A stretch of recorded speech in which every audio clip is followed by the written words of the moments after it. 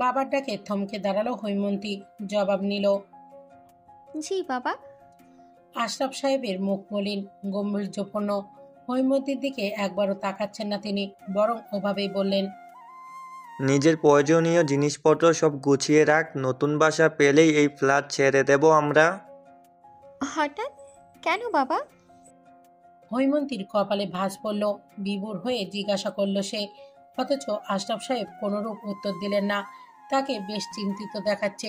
ঘন ঘন শ্বাস নিচ্ছেন তিনি। হৈমন্তী আর পাল্টা প্রশ্ন করল না। নীরবে প্রস্থান করতে নিলেই আশরাফ সাহেব সরল জিজ্ঞাসা করে উঠলেন, তোর কি তুষারের সঙ্গে সম্পর্ক আছে হেমন্তী? হৈমন্তী ভরকে গেল। ভীতু নয়নে তাকালো আশরাফ সাহেবের দিকে। বুঝতে পারলেন না হুট করেই তিনি এহেন প্রশ্ন করছেন কেন তাকে। তুষার কি ওনাকে কিছু বলে দিয়েছে? কিন্তু তা কিভাবে হয়? তুষার তো এতক্ষণ তার সঙ্গেই ছিল। সামান্য তোতলিয়ে হৈমন্তী বলল, না বাবা, হঠাৎ এমন অদ্ভুত প্রশ্ন করছো কেন? তিনি এক পলক হৈমন্তীর দিকে তাকালেন। নিজের রুমে যেতে যেতে কথাটি সম্পূর্ণ এড়িয়ে গিয়ে বললেন, না কিছু না। হৈমন্তী হতবিহ্বল হয়ে কিছুক্ষণ চেয়ে রইল। আশরাফ সাহেবকে এমন অস্বাভাবিক আচরণ করতে কখনো দেখেনি সে। এতটা চিন্তিত হতেও কখনো দেখেনি। সকালেও তো ঠিক ছিলেন তিনি, এখন আবার কি হলো? বিষয়টা ঘাটতে গিয়েও কি ভেবে আর ঘাটল না হৈমন্তী। সেও আজ বড্ড ক্লান্ত। ক্লান্ত শরীর নিয়ে রুমে গিয়েই প্রথমে ফুল স্পিডে বৈদ্যুতিক পাখা চালিয়ে দিল সে। আরাম করে বিছানায় বসলো। কিছুক্ষণ অতিবাহিত হতেই কোথা থেকে হেমন্ত হন্তদন্ত পায়ে ছুটে এলো তার কাছে। জোরে জোরে নিঃশ্বাস ফেলতে লাগলো। অতঃপর উত্তেজিত গলায় জিজ্ঞাসা করলো, আপু, আব্বু কিছু বলেছে তোমাকে? বকেছে? হৈমন্তী ভুরু কুঁচকালো। বকবে কেন? মা তোমাকে কিছু বলেনি? না। হেমন্ত এবার মাথা দুলাতে দোলাতে বলল, আমি পুরোটা জানি না, ওই সময় বাসায় ছিলাম না। তবে আমাদের বিল্ডিংয়ের কার্তিক থেকে জেনেছি দুপুরে নাকি তুষার ভাই আর আব্বু এসেছিল বাসায়। তোমার নামে আব্বুকে আজে বাজে কথা বলে গেছে, সম্ভবত তোমার আর তুষার ভাইয়াকে নিয়ে। ঝগড়াও লেগেছিল বলল। বিল্ডিংয়ের মানুষ জড়ো হয়ে গিয়েছিল আমাদের বাসার সামনে। তখন থেকে আব্বু এমন রেগে আছে। আমি তো ভেবেছিলাম আব্বু তোমাকে বকবে, একটু আগে আমাকেও বকেছিল। শেষের বাক্যটি মন খারাপ করেই বলল হেমন্ত। পরক্ষণেই বোনের দিকে তাকালো। সে কিছু বলবে সেই আশায়, অথচ হৈমন্তী কিছুই বলছে না। চুপচাপ অনুভূতি শূন্য হয়ে বসে আছে বিছানায়, দৃষ্টি মেঝের দিকে নির্বদ্ধ। বাহিক্যভাবে শান্ত দেখালেও হৈমন্তীর ভেতরটা কেমন তীব্র বিষাদে বিষিয়ে যাচ্ছে। সে আন্দাজও করতে পারেনি এমন কিছু ঘটবে। তার জন্য আশরাফ সাহেবকে অপমানের সম্মুখীন হতে হবে। বুক চিরে এক বেদনাদায়ক দীর্ঘশ্বাস বেরিয়ে এলো। ক্ষীণ আওয়াজে বলল, পানি দেয় হেমন্ত। হেমন্ত এক মুহূর্ত দেরি করলো না। বিছানার পাশে ছোট্ট টি টেবিল দিয়ে জগ থেকে গ্লাসে পানি ঢেলে এগিয়ে দিল হৈমন্তীর দিকে। ধীর স্থিরভাবে গ্লাসের অর্ধেক পানি পান করলো হৈমন্তী। বিষাদে পানিও গলা দিয়ে নামছে না যেন। চোখের সামনে শুধু বাবার চিন্তিত শুকনো মুখশ্রী ঝাপসাভাবে ভেসে উঠছে বারংবার। একদিন আশরাফ সাহেব উৎফুল্ল মনে বলেছিলেন, এমন এক মুহূর্ত আসবে যখন তিনি হৈমন্তীকে নিয়ে গর্ব করবেন। তার মেয়ে তার মুখ উজ্জ্বলের কারণ হবে। কিন্তু কোথায়? সেই মুহূর্তটাই তো আসলো না, বরং নিজের এই মেয়ের জন্যই অন্যের কাছে অপদস্থ হতে হয়েছে দুনাকে। ভাবতেই নেত্রকোণে বিন্দু বিন্দু জল এসে জমা হলো তার। টলমলে হয়ে উঠল আখিজোড়া। বোনের কষ্ট থেকে অদ্ভুতভাবে হেমন্তরও কষ্ট হতে লাগলো খুব। পানির গ্লাস নিয়ে সেও কাদো গলায় আওড়ালো, প্লিজ কান্না করো না আপু, আমি তুষার ভাইয়ের সাথে আর মেলামেশা করব না। তুমি শুধু কান্না থামাও। নবস্থলের মন আজ বেজায় খারাপ। সেই সকাল থেকেই কেঁদে চলেছে সে। মাঝে মাঝে তার এই বিরতিহীন কান্না অসহ্য হয়ে ধমক দিয়ে ও চমকে উঠছে বিদ্যুৎ। হৈমন্তী উদাস মনে আকাশপানে চেয়ে রইল। 2 দিন ধরে ভার্সিটি যাওয়া হয় না তার। সে ইচ্ছা করেই যায় না। ছাদ বারান্দা সব জায়গা থেকেই নিজেকে সরিয়ে নিয়েছে। বাইরে গেলেই তো তুষারের মুখোমুখি হতে হবে তাকে। না, সে চায় না, একদমই চায় না। হঠাৎ রান্নাঘর থেকে মায়ের হাঁক শুনতে পেল হৈমন্তী। রাবেয়া জোরে জোরে চিল্লিয়ে বলছে, ছাদ থেকে ডান দিকের গাধা গাছটা নিয়ে আয় হৈমন্তী। গাছটা এমনিতেই নষ্ট হওয়ার পথে, পানিতে হয়তো মরেই যাবে। হৈমন্তী দ্বিরুক্তি করল না। হেমন্ত বাসায় নেই। শত মানা করার পরও শেষে দেখা যাবে তাকেই যেতে হয়েছে ছাদে। সে ছোট্ট করে জবাব দিল, আনছি। অদ্ভুত হলেও সত্য, ওই দিনের ঘটনা নিয়ে রাবেয়া এখনো একটা প্রশ্নও করেনি তাকে। আর আচরণ একদম স্বাভাবিক।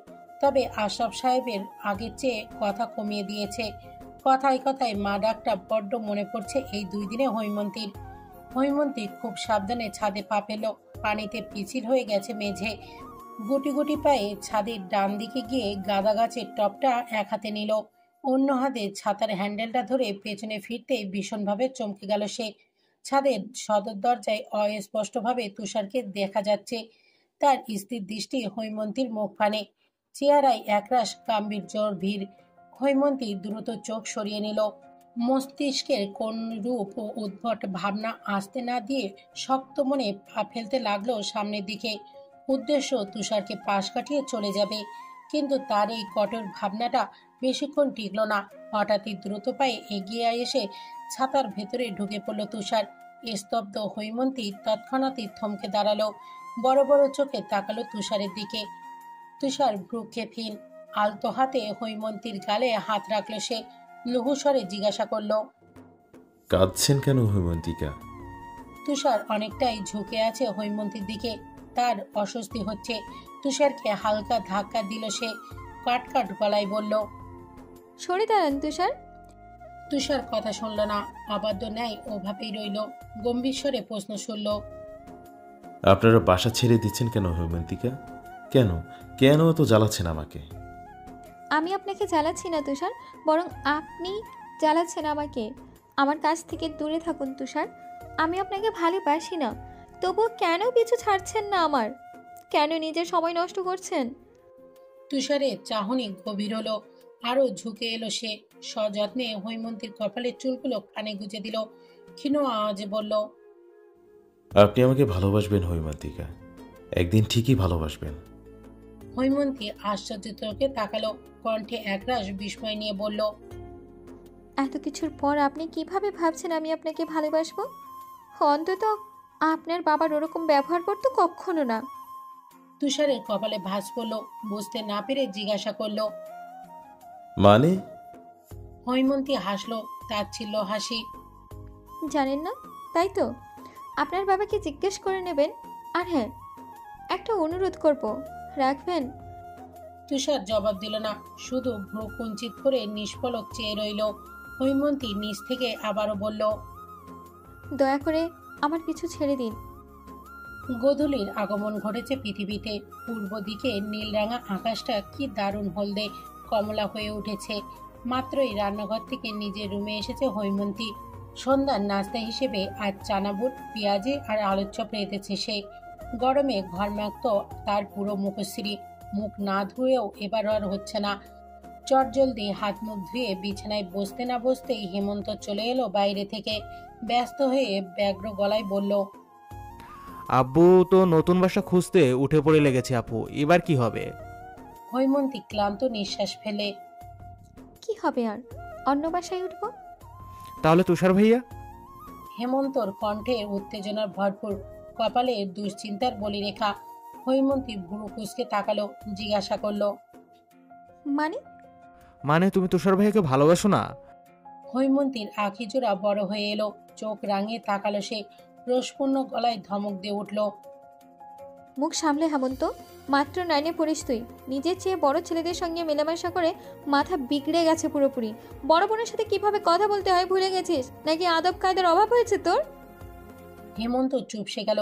কি যেন বলতে গিয়ে আবারও থেমে গেল সে। মুখ কালো করে চলে গেল অন্যদিকে। আলতাফ সাহেবের সঙ্গে তুষারের দেখা হয় না প্রায় 2 দিন। আজ শুক্রবার। জুম্মার নামাজ পড়ে ড্রয়িং রুমে সোফায় বসে টেলিভিশন দেখছে তুষার। মুখভঙ্গি অস্বাভাবিক শান্ত, শীতল, নির্বিকার।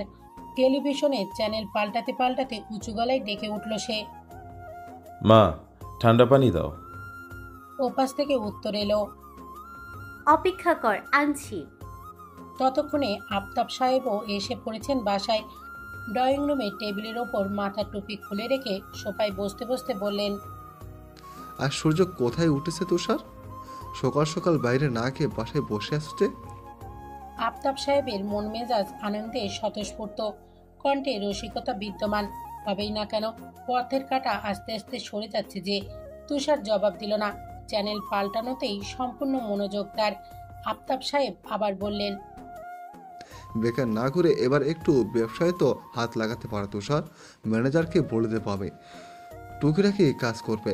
এরপর মাস্টার শেষ হলেই ভালো দেখে একটা মেয়ে বিয়ে করিয়ে দেবো তোমার। আফতাব সাহেব যতই আগ্রহ নিয়ে কথাটা বললেন ততই আগ্রহীন তুষার। সে আগের ন্যায় নিশ্চুপ। আফতাব সাহেব এবার বিরক্ত হলেন। বিরক্তি সুরে জিজ্ঞাসা করলেন, কি সমস্যা তুষার, কথা বলছো না কেন? তুষার তার শীতল দৃষ্টি মেলে ধরল। ক্ষীণ আওয়াজে প্রশ্ন ছুড়ল, হৈমন্তিকার পরিবারকে ফ্ল্যাট ছেড়ে যেতে বলছে কেন বাবা? আফতাব সাহেবের মুখের রং পাল্টে গেল নিমেষেই। মলিন হয়ে এলো তা। থমথমে গলায় বললেন, কোনো থার্ড ক্লাস পরিবার আমার ফ্ল্যাটে থাকার অধিকার রাখে না। ওদের মাঝে কি থার্ড ক্লাস দেখেছো তুমি? শুধু একটা কারণ দেখাও। দেখার আর কি বাকি আছে? ওই মেয়ে যেভাবে তোমার ব্রেন ওয়াশ করেছে, আমি কিছু বললে সেটা বিশ্বাস করবে তুমি? অবশ্যই না, কারণ তুমি ভুল বুঝছো এবং করছো। উনি আমার ব্রেন ওয়াশ করেনি বাবা, বরং আমি ওনাকে বিরক্ত করছি। আফতাব সাহেব বিস্মিত স্বরে বললেন, এসব বলতে লজ্জা করছে না তুষার তোমার? একদম না। বিয়ে করলে আমি হৈমন্তিকাকেই করব বাবা, সেটা তুমি চাও বা না চাও। খবরদার তুষার, আমার সন্তান হয়ে আমার মতামতের বিরুদ্ধে কিছু করতে পারবে না তুমি।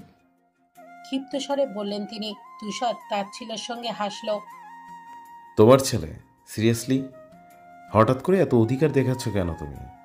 আমি যখন নিঃস্ব ছিলাম তখন কোথায় ছিল তোমার এই অধিকার বোধ? সবার বাবা যখন তাদের ছেলে মেয়েকে নিয়ে স্কুলে যেত তখন কোথায় ছিলে তুমি? যে বয়সে বাবার সঙ্গে অন্যরা খেলাধুলা করতো সে বয়সে আমি ব্যতিক্রম ছিলাম।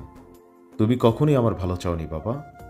আমার বন্ধুবান্ধব, জামা কাপড়, স্কুল কলেজ সব তোমার কথা অনুযায়ী হবে না। হৈমন্তিকাকে আমি ছাড়ব না বাবা, কখনো না। আফতাব সাহেব চেঁচিয়ে উঠলেন, আমি ওই মেয়েকে কখনোই নিজের ছেলের বউ হিসেবে মানব না তুষার। তুমি কেন বারবার ভুলে যাচ্ছ মেয়েটা তোমার বয়সে 3 বছরের বড়? তুষার চলে যাচ্ছিল। এহেন কথাই সিঁড়ির কাছে এসে থামল। নির্লিপ্তভাবে জবাব দিল, ভুলিনি বাবা, আর এটাও ভুলিনি আমি ওনাকে ভালোবাসি। হেনা মুরগির মাংস রাঁধছিলেন। আফতাব সাহেবের চেঁচানো দেখে দ্রুত চুলা বন্ধ করে দিলেন। তুষারের জন্য পানি নিয়ে ড্রয়িং রুমে ছুটলেন। ততক্ষণে তুষার চলে গেছে। আফতাব সাহেব প্রচন্ড রেগে চোয়াল শক্ত করে দাঁড়িয়ে আছেন। ড্রয়িং রুমে তুষারকে না দেখে হেনা আফতাব সাহেবকে জিজ্ঞাসা করলেন, কি হয়েছে তুষারের আব্বু? আপনার চোখ মুখ এমন দেখাচ্ছে কেন? আর তুষার কোথায়? তীব্র ঝংকার তুলে তিনি ধমক দিয়ে উঠলেন, তুষারের নাম মুখেও নিবে না তুমি। তোমার কারণে ছেলেটা এত বিগড়ে গেছে। রাকিব আহসান রংপুর শহরে আশরাফ সাহেবের একমাত্র চেনা পরিচিত লোক, প্রাণপ্রিয় বন্ধু। তারই ছেলে নওজাত আহসান। রংপুরের এই ফ্ল্যাটটাও নওজাই খুঁজে দিয়েছে আশরাফ সাহেবকে। তিনি যেহেতু রংপুর শহর তেমনটা চেনেন না, সেহেতু আবারও নওয়াজকে ডেকে আনেন বাসায়, নতুন বাসা খুঁজতে সাহায্য করার জন্য। তখন সকাল 9:30টার কাছাকাছি। অনেকদিন ভার্সিটিতে না যাওয়ায় আজ পারুল বেশ তাড়া দিচ্ছে হৈমন্তীকে। তৈরি হতেও খানিক দেরি হয়ে গেছে তার। দ্রুত তৈরি হয়ে ড্রয়িং রুমে আসতেই নওয়াজের চোখে পড়ে গেল সে। মুখ ঘুরে হেসে সে জিজ্ঞাসা করল। হৈমন্তী অল্প হাসল, নম্র আওয়াজে উত্তর দিল, ভালো ভাইয়া, আপনি কেমন আছেন? ভীষণ ভালো আছি। ভার্সিটি যাচ্ছ নিশ্চয়ই? আমি এখন বের হবো, চলো তোমাকে পৌঁছে দেই। হৈমন্তী বিরক্তি করতে চাইল, তার আগেই আশরাফ সাহেব সায় দিয়ে উঠলেন, ভালো বলেছ নওয়াজ। হেমন্তী, দ্রুত যা, একটু পরই 10টা বাজবে, দেরি হচ্ছে না তোর? হৈমন্তী হাঁসফাঁস করতে লাগলো। অস্বস্তিতে মুখ পাংশুটে হয়ে গেছে তার। নওয়াজ সুটাম দেহের অধিকারী, খানিক সুদর্শনও বটে। শ্যামবর্ণ গায়ের রং, তীক্ষ্ণ চোখে সামনে তাকানোর পাশাপাশি হৈমন্তীকে বার দুয়ে কার চোখে দেখেছে সে। সেদিকে একদম খেয়াল নেই হৈমন্তীর। সে রিকশার কোণ ঘেঁষে বসে আছে। দমকা হাওয়ায় বারবার পড়ে যাওয়া ঘোমটাটি কপাল অবধি ঢেকে নিল সে। তীব্র অস্বস্তিতে আরেকটু চেপে বসলো। তা দেখে নওয়াজ নরম গলায় বলল, আর একটু হলে তো পড়ে যাবে হেমন্তী, এদিকে চেপে বসো। আমরা তো যথেষ্ট দূরত্বে বসে আছি। সরাসরি বলায় হালকা লজ্জা পেল হৈমন্তী। জোরালো হেসে বলল, সমস্যা নেই, আমি ঠিক আছি ভাইয়া। কই ঠিক আছো? আমি তো দেখছি রিক্সা একটু টোকা খেলেই রাস্তায় পড়ে যাবে। কথাটা মন্দ বলেনি নওয়াজ। সত্যি আরেকটু হলে নিয়ন্ত্রণ হারা হয়ে পড়ে যেতে পারে সে। তাই আর কথা বাড়ালো না হৈমন্তী। অল্প দূরত্ব ঘুচিয়ে বসলো, তবে প্রতি উত্তরে কিছু বলল না। নওয়াজ ক্ষীণ সময়ের জন্য চুপ থেকে আবারও বলল, তোমার কি ধরনের বাসা পছন্দ হেমন্তী? আমি সেই হিসেবে তোমাদের জন্য বাসা খুঁজবো। আমি কি বলবো, আপনিই ভালো জানবেন। তবুও বলো। হৈমন্তী আনমনে খোলা আকাশের দিকে চাইল, মুক্ত বাতাসে প্রাণ ভরে নিঃশ্বাস নিয়ে বলল, বাসাটা যেন খোলামেলা জায়গায় হোক। আমার রুমে যেন একটা বিশাল বড় বারান্দা থাকুক, যেখানে দাঁড়িয়ে আমি প্রকৃতি বিলাস করতে পারবো, রাতে জ্যোৎস্নায় স্নান করতে পারবো, এই যে এভাবে মুক্ত বাতাসে শ্বাস নেব। কথাগুলো বলার সময় বিস্তর হাসি ফুটে ওঠে তার অধন যুগলে। সেদিকে স্থির দৃষ্টি মেলে নওয়াজ প্রশ্ন ছুড়ল, তুমি প্রকৃতি প্রিয় মানুষ, তাই না? হ্যাঁ। বলে নওয়াজের পানে মুচকি হেসে তাকালো হৈমন্তী। পরক্ষণেই নওয়াজের হঠাৎ বলা প্রশ্নে হক চাকালো সে। বিরক্তি হলো ভীষণ। আমিও শুনেছি তোমাকে নাকি তোমার চেয়ে বয়সে ছোট একটা ছেলে বিরক্ত করে, এজন্যই বাসা ছাড়ছো তোমরা। হৈমন্তী প্রথমে ভাবলো জবাব দেবে না, তারপর আবার ভাবলো জবাব না দেওয়ায় যদি অভদ্রতা ভাবে, ছোট করে সে উত্তর দিল, না। তাহলে আঙ্কেল যে বললেন। প্রশ্নাক্ত চাহনি নওয়াজের। হৈমন্তী বিরক্তির মাত্রা বাড়ল। বাবা ওনাকে এসব কথাও বলে দিয়েছে? কি দরকার ঘরের কথা বাইরের মানুষকে বলার? অসন্তুষ্টিতে চোখ মুখ কোচকালো সে। ক্ষীণ আওয়াজে বলল, জানি না আমি। আজ সারাদিন তুষারের দেখা মিলল না। ভার্সিটিতেও কোথাও দেখতে পায়নি হৈমন্তী। আজকে তবে তুষার আসেনি। মনে মনে নিজেকে জিজ্ঞাসা করতেই দীর্ঘশ্বাস ফেলল সে। ছেলেটা তার অভ্যাসে পরিণত হয়ে যাচ্ছে। প্রতিদিনের জ্বালাতন করাটা এক অদৃশ্য মায়ায় ফেলেছে তাকে। হৈমন্তীর দীর্ঘশ্বাসগুলো জোড়া হতে লাগলো। অতি সন্দর্পণে সেগুলো বেরিয়ে আসতে দিল সে। কঠিন ভাষায় নিজেকে শাসালো। পাগল হলি তুই হৈমন্তী? যার জন্য তোর বাবাকে অপমান হতে হয়েছে তাকে নিয়ে ভাবছিস? লোকে কি বলবে? তোর বাবার মনটা ভেঙে যাবে না? মুহূর্তে নিজের অনুভূতিকে সুদূরে ছুঁড়ে মারল সে। প্রশ্রয় দিল না। রিক্সা খুঁজতে গিয়ে দেখলো রাস্তায় আজও রিক্সা চালকের হরতাল। তাদের ঘোর আন্দোলন চলছে ব্যস্ত থাকায়, অন্যদেরকে তাদের গন্তব্যে পৌঁছে দেওয়ায়। শুধু হৈমন্তীর বেলায় তারা ব্যতিক্রম। নিরুপায় হয়ে বাসে উঠল সে। জানালার পাশের সিটে আগে থেকেই একটা ছেলে বসেছিল। এই ক্লান্ত শরীর নিয়ে দাঁড়িয়ে থাকা সম্ভব না। অগত্যা ছেলেটির পাশে বসল সে। কোলাহলপূর্ণ যান্ত্রিক বাসটি পরপর দুটো স্টপে এসে থামলো। কিছুক্ষণ যাওয়ার পর যখন তৃতীয়তম বাসের স্টপটিতে থামলো, বাসের দরজা দিয়ে তুষারকে ঢুকতে দেখলো হৈমন্তী। ভরকে গেল, চোখ বড় বড় করে তাকালো। তুষারের মুখে রাজ্যের বিরক্তি। আজও পাঞ্জাবি পরেছে সে। ছাইরঙা পাঞ্জাবিটি ফর্সা শরীরে কি দারুণ মানিয়েছে। তুষার হৈমন্তীর দিকে এগিয়ে এলো। এসেই পাশের সিটের ছেলেটিকে সরাসরি বলল, ভাইয়া, সামনে একটা সিট খালি আছে, আপনি ওখানে গিয়ে বসুন। ছেলেটা হেডফোন কানে গান শুনছিল। তবুও কিভাবে যেন গানের এক একটা সুর কথা স্পষ্ট শোনা যাচ্ছিল কর্ণকুহরে। তোমায় হৃদ মাঝারে রাখিব, ছেড়ে দেব না, ওরে ছেড়ে দিলে সোনার গৌর আর তো পাবো না, তোমায় হৃদ মাঝারে রাখিব, ছেড়ে দেব না। ছেলেটা হেডফোন কান থেকে খুলল। আঞ্চলিক ভাষায় টানের সহিত প্রশ্ন করল, জি কিছু বলছেন? আপনি সামনের সিটে গিয়ে বসুন। আশ্চর্য, কেন? খানিক উঁচু গলা ছেলেটির। তুষারের চোখে মুখে বিরক্তির রেশ ছুটিয়ে গম্ভীর স্বরে আওড়ালো, আপনার পাশের মেয়েটি আমার বউ, তাই অন্য সিটে বসুন, আমি ওর পাশে বসবো। ছেলেটি ভুরু কুঁচকে তাকালো। হৈমন্তীর দিকে একবার তাকালো। হৈমন্তীরও একই অবস্থা, কপাল অতিরিক্ত কোঁচকানো, চেহারায় বিস্ময় ভাব। লোকটি আবার তুষারের দিকে তাকালো, ক্ষিপ্ত স্বরে বলল, আপনার বউ হইলে নিয়ে যান, আমি আমার সিট ছাড়বো কেন? তুষারের আঁখির জোড়া তীক্ষ্ণ হলো। সূক্ষ্ম পর্যবেক্ষণ করে নিল ছেলেটিকে। হৈমন্তীর দিকে না তাকিয়ে কঠিন আদেশের সঙ্গে বলল, উঠুন হৈমন্তিকা। কণ্ঠে ধমকের রেশ। হৈমন্তী দাঁড়িয়ে গেল। তুষার এবার সত্যি সত্যি ছেলেটিকে ধমক দিয়ে উঠল, জায়গা দিন। হ্যাংলা পাতলা ছেলেটির মুখ বাঁকালো। কি যেন বিড়বিড় করে জায়গাটা দিল হৈমন্তীকে। হৈমন্তী পা বাড়ানোর আগেই তার হাত ধরে বাস থেকে নেমে গেল তুষার। ফুটপাত ধরে দ্রুত হাঁটতে হাঁটতে তীব্র ঝংকার তুলে বলল, বেয়াদব ছেলেটার সঙ্গে বসেছিলেন কেন? আর সিট ছিল না? বাসে উঠতে হবে কেন? হৈমন্তী হাত ছাড়তে চাইল, কাট কাট গলায় জবাব দিল। রিক্সা পাইনি। তুষার হাতের বাঁধন শক্ত করে বলল, তবে সিএনজি নেবেন, কিংবা আমাকে বলতেন এই ছেলের সাথে কেন বসবেন। হারামি মেয়েটা কিভাবে আপনার দিকে তাকাচ্ছিল খেয়াল করেছেন? রোদের কঠিন তেজ মেঘের আড়ালে মিয়ে যাচ্ছে। কালো মেঘগুলো জোট বেঁধে প্রখর হরতালে নামছে। উত্তর দিক থেকে ধেয়ে আসছে সেগুলো।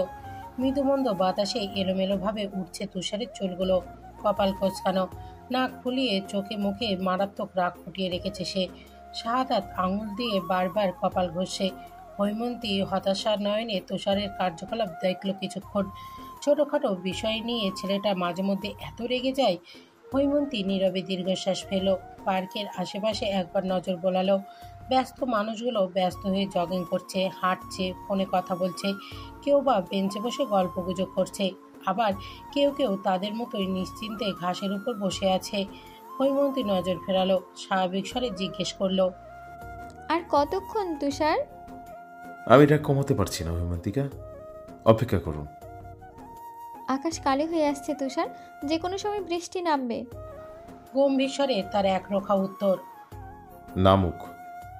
হৈমন্তীর উদাসীনতা বাড়ল, সেই সঙ্গে পায়ের চিনচিন ব্যথাটাও ক্ষীণ বেড়ে গেল যেন।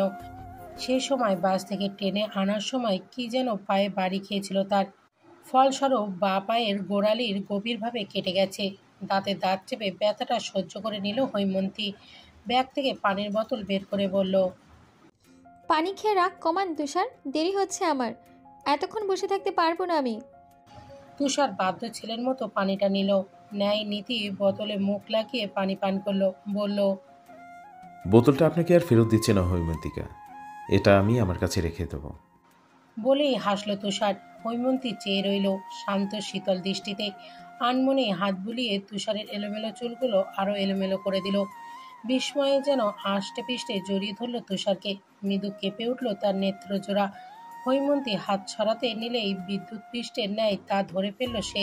সরল গলায় অনুরোধ করল, হাত ছড়াচ্ছেন কেন হৈমন্তিকা? আমার ভালো লাগছে, আবার করুন। হৈমন্তী শুনল না, জোর করে নিজের হাত ছাড়িয়ে নিল। ছোট নিঃশ্বাস ফেলে বলল, আপনাকে বারবার বোঝানোর পরও আপনি বুঝতে চাইছেন না তুষার। আমার উপরে একটু বেশি আশা করে আছেন। কেন এমন করছেন? কেন বুঝতে চাইছেন না আমি আপনাকে ভালোবাসি না?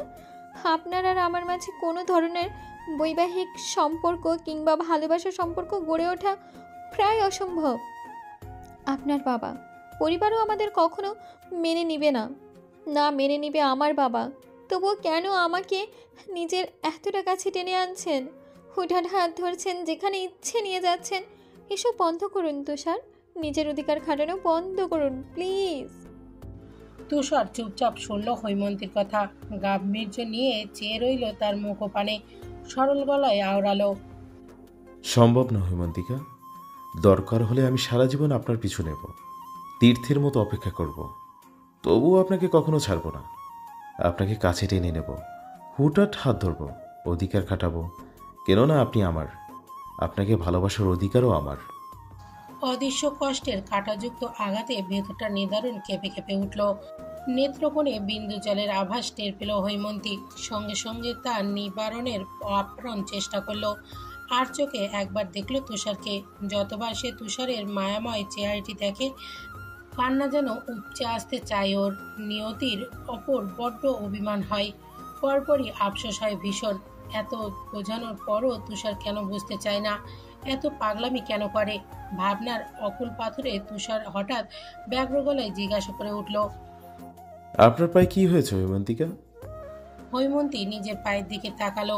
গোড়ালি থেকে পায়ের আঙুল অবধি আধ ভাজা রক্তের সূক্ষ্ম রেখা দৃশ্যমান।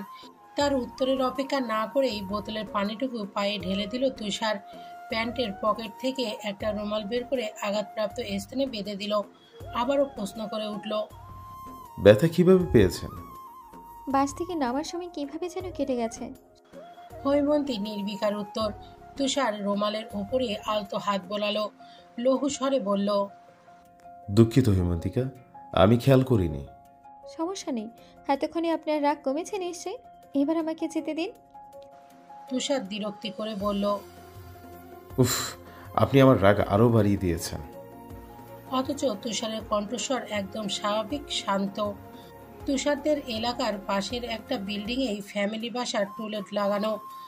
নওয়াজ আর আশরাফ সাহেব বাসাটা দেখে এসেছেন। বলা যায় মোটামুটি কথায়ও পাকা করে এসেছে তারা। যদিও এ বাসা থেকে নতুন বাসাটি একটু বেশি ছোট, তবুও বিরক্তি করেনি আশরাফ সাহেব। পরে না হয় নতুন বাসা খুঁজবেন, কিন্তু এখন আর এক মুহূর্ত এই বাসায় থাকবেন না। গোধূলি বেলায় তৈমুর ভবনে এসে পৌঁছালো হৈমন্তী। বাইরে তখন ঝিরিঝিরি বৃষ্টির সমাগম। নিকষ কৃষ্ণ আধারে ঢেকে যাচ্ছে ধরণী। হৈমন্তী সিঁড়ি বেয়ে ওপরে উঠতে লাগলো। পেছন থেকে তুষার খানিক উঁচু গলায় বলল, আস্তে হাঁটুন হৈমন্তিকা, আপনার পায়ে ব্যথা। স্বভাব সুলভ আস্তে হাঁটলো না হৈমন্তী। পায়ের গতি বাড়ানোর আগেই হঠাৎ নওয়াজের কণ্ঠস্বর ভেসে আসলো। হেমন্তী, হৈমন্তী চমকালো। ওপরে তাকাতেই দেখলো নওয়াজ দাঁড়িয়ে আছে প্রথম তলা সিঁড়ির কাছে। সে নেমে হৈমন্তীর মুখোমুখি দাঁড়ালো। তুষারকে একবার তীক্ষ্ণ দৃষ্টিতে দেখে জিজ্ঞাসা করলো, আজকে দেরি করে আসলে যে হেমন্তী, তোমার সাথে ছেলেটা কে? হৈমন্তী ভীষণ অপ্রস্তুত হলো। একবার তুষারের দিকে তাকিয়ে আবারও নাওহারের দিকে তাকালো। মৃদুস্বরে বলল, আমাদের বাড়িওয়ালার ছেলে। এটা কি ওই ছেলেটা? একটু চুপ থেকে হঠাৎ প্রশ্ন করে উঠল নওয়াজ। হৈমন্তী অপ্রস্তুত ভাব পারল, কি বলবে ভেবে পেল না। তুষার তখনও ভুরু উঁচিয়ে চেয়ে আছে। বিরক্ত লাগছে তার, বলে উঠল, চলুন হৈমন্তিকা, দাঁড়িয়ে আছেন কেন? বলেই উত্তরের অপেক্ষা না করে হৈমন্তীকে নিয়ে উপরে চলে গেল সে। নওয়াজ আশ্চর্য হয়ে দাঁড়িয়ে রইল শুধু। কিছু বলতে গিয়ে আবার থেমে গেল।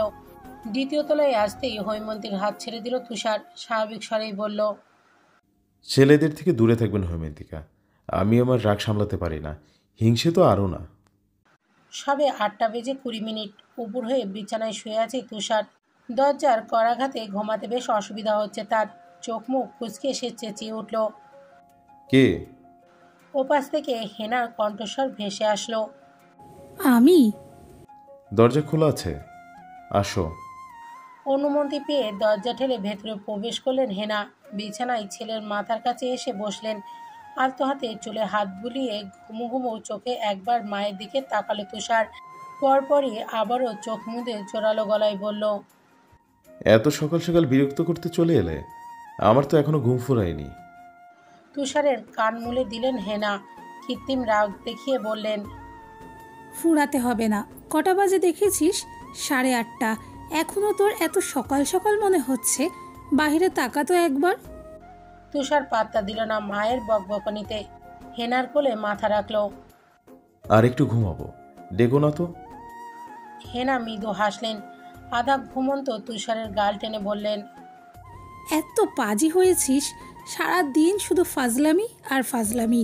তোর বউ যে তোকে কিভাবে সামলাবে?